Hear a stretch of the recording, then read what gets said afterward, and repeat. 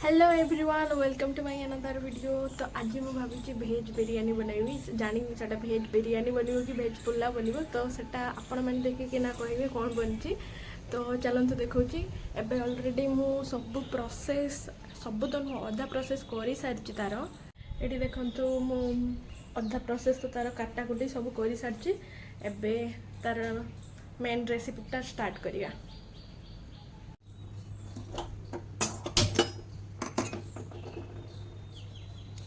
सांग मैंने तो एबे मु एठी गैसटा ऑन करी कड़ईटा बसई देछि कहीं फास्ट टिके कड़ईटा गरम होला परे तेल देकिना एबे पनीर को भाजीबी भाबुची प्रथमे सब भाजा भुजी कामटा सारी देवी। तो एबे प्रथमे पनीरटा भाजी दउछि टिके हल्दी लुण देकिना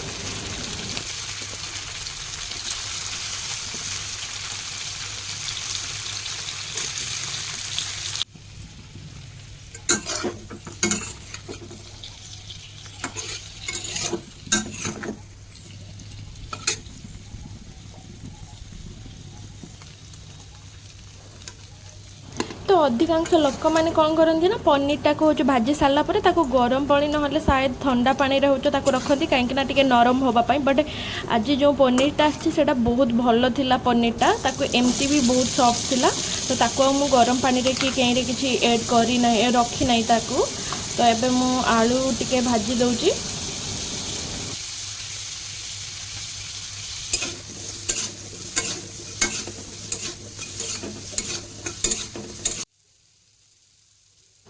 सांग मैंने सत कथा कहवाई गले एटा मु फास्ट टाइम बनाऊँगी या आगु मुझे भी बनई ना से जड़े भाई इंस्ट्रक्शनटा देदेले मत एमती बनवाई तो मुझे ट्राए करुँची जानी ना केमतिया बनब। तो आपण मैंने वीडियोटा देखिकिना जज करें।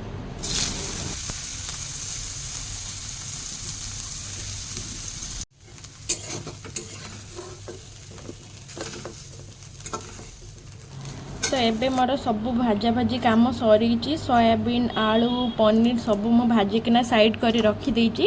एबे मसला प्रस्तुतिटा स्टार्ट करछि। तो प्रथमे गरम तेल रे किछि खड़ा गरम मसला मु पके देछि तापरे कंचा लंका देछि।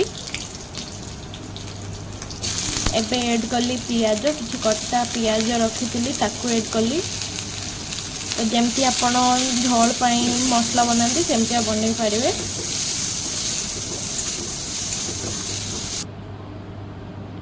तो पियाज टिके लाल हैला परे से मु देछि अदा रसुण पेस्ट। एबे ऐड कली किछि कटा टमाटो। तो या परे एटे टिके लुण हल्दी देकिना याको सिझिबा पई छाडी देबी।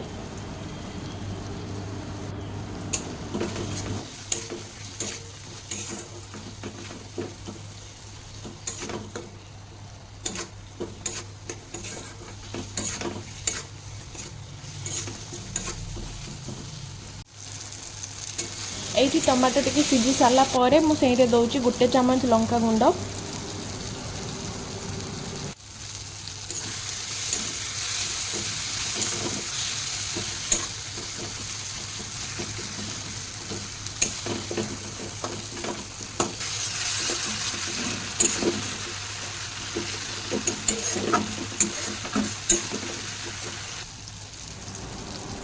मसला को भल भाव में कसला परे से मुझे ऐड करुँची आलू तापर देवी सोयाबीन पनीर जो सब भाजिकिना रखी सेगुड़ा सब ऐड कर या मिसई देवी।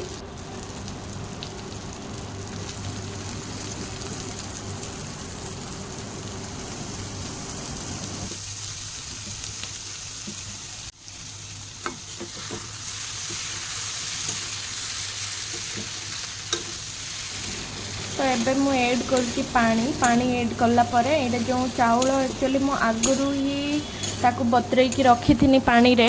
तो एबे चाउल को धोईकिना रखी या परे चाउल टाकू ऐड कर देबी।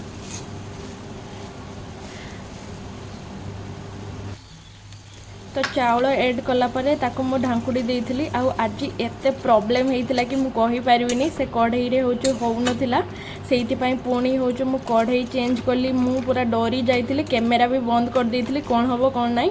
तो से भाई आसिकिना मते ए सजेशन देले कहले होचो तू ए बड़ कढ़ई रे कर देले ठीक हे जिवो सब।